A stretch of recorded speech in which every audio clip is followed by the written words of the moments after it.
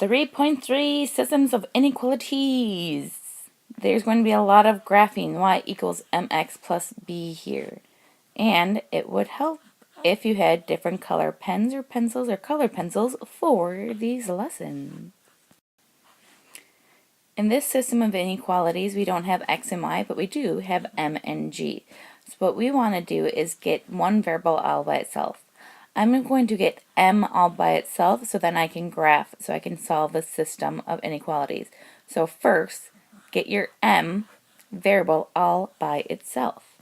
So these are my two equations. So when I'm solving a system of linear inequalities, I graph both equations. As you can see, I'm going to graph the first one in red. So my slope, or my y-intercept, is 6, so I go up 6. My slope is a -1, so down 1 and then going to the right 1. Or else I could go up 1 to the left 1. You don't want to have a negative with a negative. And then it's going to be a solid line because there's a line underneath right here. So I'm going to draw that line. And it says m is greater than, so I'm going to shade above the system, right up here. And then my other equation has a y-intercept at a positive 10, which would be someplace about up here. I didn't pick the best graph. And then my slope is a -5, positive 2, so I'm going to go down 5. And that would be about right here. Again, it's a solid line because there is a line underneath my inequality. I'm going to draw that line. And it says y is less than, so it's below the line. Now, this is not my final answer. I have to look, where do the two overlap each other?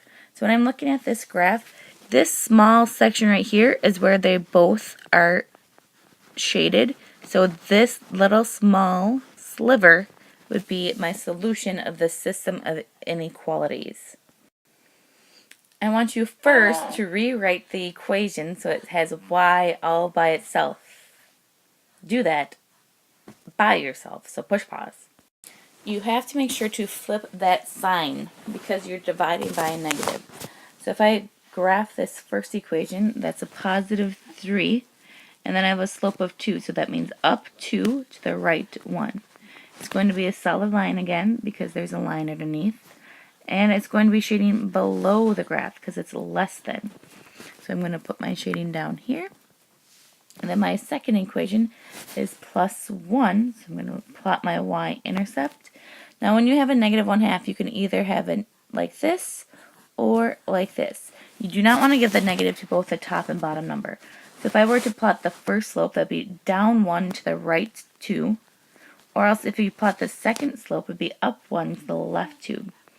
Again, it's a solid line because there is a line underneath. And this says y is greater than. So I'm going to be shading above the system. Now when I look at this problem, I should look to see where does the shading overlap. And they overlap right here. So this right here would be my solution to my system, where the two overlap each other. Attempt this whole problem by yourself. And that should have been your answer, where the two equations cross is this small sliver right here in pink.